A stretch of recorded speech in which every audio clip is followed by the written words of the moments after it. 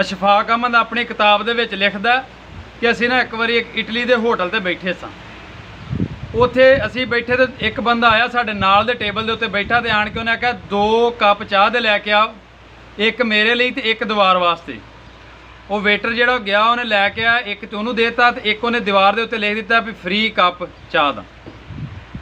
ਉਸ ਤੋਂ ਬਾਅਦ ਉਹ ਚਲਾ ਗਿਆ, ਪੈਸੇ 2 ਕੱਪਾਂ ਦੇ ਦੇ ਕੇ। ਉਸ ਤੋਂ ਬਾਅਦ 2 ਮਹਿਮਾਨ ਆਏ, ਉਹਨਾਂ 3 ਕੱਪ ਮੰਗਵਾਈ। ਉਹਨੇ ਕਿਹਾ 2 ਸਾਡੇ ਲਈ ਤੇ ਇੱਕ ਦੀਵਾਰ ਲਈ ਲੈ ਕੇ ਆ। ਉਹਨਾਂ ਵੀ ਤਿੰਨਾਂ ਦੇ ਪੈਸੇ ਦਿੱਤੇ ਤੇ ਉਹ ਚਲੇ ਗਏ।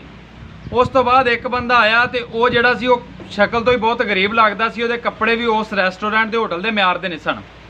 ਉਹਨੇ ਵੀ ਇਹ ਆਖਿਆ, ਉਹਨੇ ਆਖਿਆ ਇੱਕ ਕਾਫੀ ਮੇਰੇ ਲਈ ਦੀਵਾਰ ਤੋਂ ਲੈ ਕੇ ਆਓ। ਵੇਟਰ ਉਸੇ ਤਰ੍ਹਾਂ ਇੱਜ਼ਤ ਤੇ ਇਹਤਰਾਮ ਦੇ ਨਾਲ ਜਿਸ ਤਰ੍ਹਾਂ ਪਹਿਲਾਂ ਚਾਹ ਦਿੱਤੀ ਉਸੇ ਤਰ੍ਹਾਂ ਉਹਨੂੰ ਦਿੱਤੀ। ਉਹ ਬਗੈਰ ਪੈਸੇ ਦੇਣ ਤੋਂ ਚਾਹ ਪੀ ਕੇ ਚਲਾ ਗਿਆ।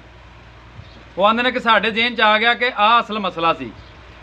ਇਸੇ ਤੋਂ ਆਂਦੇ ਨੇ ਵੀ ਅਸੀਂ ਉੱਥੇ ਸੋਚਣ ਲੱਗ ਪਏ, ਸਾਡੀਆਂ ਅੱਖਾਂ ਤਾਰਾਂ ਆ ਗਈਆਂ, ਅੱਖਾਂ 'ਚ ਆਂਸੂ ਆ ਗਏ ਵੀ ਕਾਸ਼ ਸਾਡੇ ਮੁਲਕ ਪਾਕਿਸਤਾਨ ਦੇ ਵਿੱਚ ਵੀ ਇਸੇ ਤਰ੍ਹਾਂ ਦਾ ਰਿਵਾਜ ਚੱਲ ਜਾਵੇ, ਇਸੇ ਤਰ੍ਹਾਂ ਦੂਸਰਿਆਂ ਦੀ ਖਿਦਮਤ ਕਰਨ ਦਾ ਮੌਕਾ ਮਿਲੇ ਹਰ ਕਿਸੇ ਨੂੰ, ਤੇ ਲੋਕ ਇੱਕ ਇੱਜ਼ਤ ਤੇ ਇਹਤਰਾਮ ਦੇ ਨਾਲ ਦੂਸਰਿਆਂ ਦੀ ਖਿਦਮਤ ਕਰਨ।